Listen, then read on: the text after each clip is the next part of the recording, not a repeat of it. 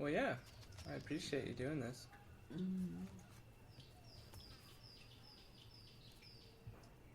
You don't have to do crazy. We're just gonna talk about. I don't know. I kind of want to talk about your art. You know what you do here in Corozalito, Mm. your past, and yeah. And how do you say your last name? Figueroa.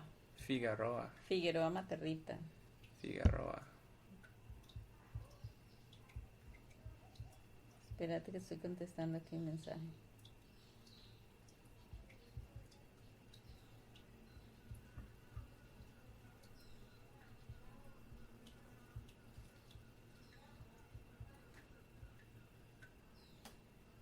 De Macao phone. Y tengo dos apellidos. I have two last names. Okay. Figueroa Matarrita. Matarrita. Well, I'll let you introduce yourself as well. But yeah, so welcome to my podcast. It's called The Path Unknown. And Path Unknown. Path Unknown. And I'd like to welcome my guest, my wonderful second mother, Marta Figueroa. But are you already Artist, online? community leader, No. eco guide, tour guide, the McCall Recovery Network, teaching others about the reintroduction and conservation of macaw parrot. Pretty cool. And yeah, why don't you introduce yourself as well so you can say your last name. You are kidding. This is not official. No. Yeah, we started. Go ahead. Well, I was born in Corozalito, almost 51 years ago. My name is Marta, and it was the time when it was hard time. Women, they didn't go to hospital to give birth because the roads were in terrible condition. It was almost for horses and ox carts and so it was not an idea to go to hospital. So it was my grandmother, my mother's mother, the assistance of the birth. So I'm originally from Corozalito. Nice. Mm-hmm. And your last name, how do you pronounce that? Figueroa Matarrita. I have two last names. Matarrita. Figueroa from my father, Matarrita from my mother. It's something that tells you also a little bit of the culture, this tradition that the first last name is the father. Mm-hmm. That is the last name. Mm-hmm. Okay. Very cool. Yeah, and I wanted to kind of touch base on like where we are right now. Obviously, we're in Costa Rica, wonderful Costa Rica, and we're here in Corozalito. Yeah, the capital of the world. The capital of the world. And yeah, I kind of want to touch base because you do a lot of cool stuff. You're an artist. You do a lot for the community here. You work in the McCall Center, which we'll talk about. But first, I kind of want to talk more about your background, and we can maybe circle back to talking about, you know, what life was like, you know, growing up here in Corozalito. And how was that, like, you know, as a child? Obviously, it's already a very small town for people listening that don't know where it's at. But even back then, I can't even imagine. It must have been very rural. Yeah, it was very isolated area with only the elementary school, the church, and a cantina. There is a tiny bar that is typical for all the villages here in the rural area, but at this moment we don't have any, but you can still grab alcohol at the supermarket. So yeah, it was very hard. I mean, it was not electricity at the time, no water at home, large families. I'm the youngest of 12, so my mother was all the time at home doing everything at home, and getting up at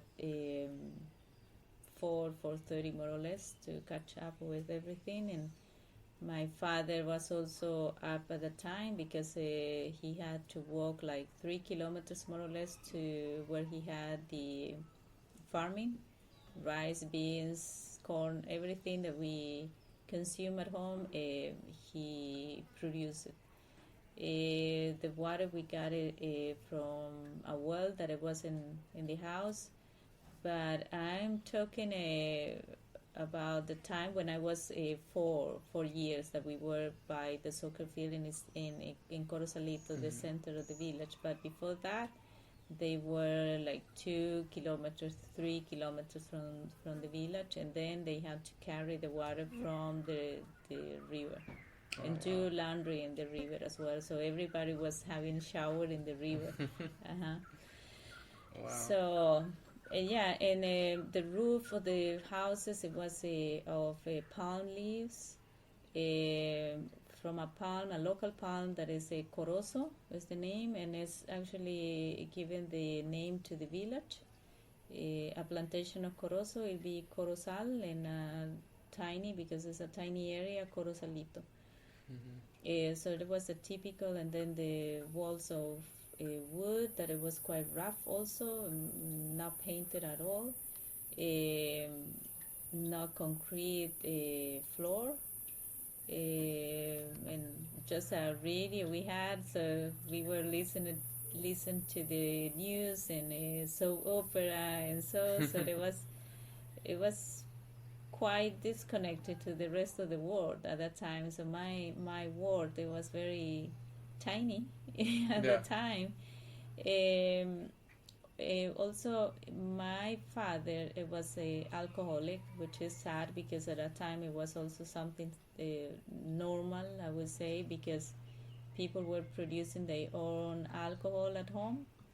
And well, when I grew up, it seems like the alcohol was not made anymore in the houses. So they went to the cantina. So yeah, many of these farmers, they lost their property because the alcohol, they were given as a payment the cows or horses, and then the property, and so little by little at the end they didn't have anything. And we were lucky that my father at least had the vision to put the last property on my mother's name, so that it was great. And then my family, they sold the property and moved to Sarapiquí area, where they live over there now, and this happened over 30 years now. Okay. So I'm the only one here in Corozalito. So electricity and water, I think it was at the end of the 80s that we got it. Wow. And I remember at that time also it was only TV in Corozalito, black and white. So we were visiting this family at night and watching some movies or soap operas and so. So it was a big event at that time. Yeah. So yeah, and now it's completely different. As soon Hotel Punta Islita started, that it was at the beginning of the 90s. Yeah, people started work for them. So we started little by little get a better quality life. I couldn't see the very beginning of the Hotel Punta Islita because we were already in Sarapiquí, but I came back 23 years ago. And yeah, it's completely different. It's great to see that it's very quality life. But the tradition, we are losing quite a lot. Yeah. Well, the food and so, we don't have time anymore. Women, I'm talking about women, we don't have the time to be at home and doing everything as a housewife anymore. So, but yeah, tradition is, we are losing our tradition, no farming as it was before, so we are buying almost everything. But it's still some some families growing some stuff, and the great thing to be in a tiny village is that they share. So there is a banana plantation quite close to my house, and this is for the community. Yeah. So anytime you need something, a green banana or so, yeah, just go over there and grab it. So which is great. That's cool. And then, high school, I started when I was 17, quite late. Usually you start when you are 12, but my father, he didn't want me to go to the high school because he believed it was not a place for women. He passed away when I was 12, but my mother continued with that idea. So it was when I was 17 that I convinced my sisters that I wanted to study, and they support me, convincing my mother to let me go to high school. So I studied here in the area, and it was again very tough because there was not a bus.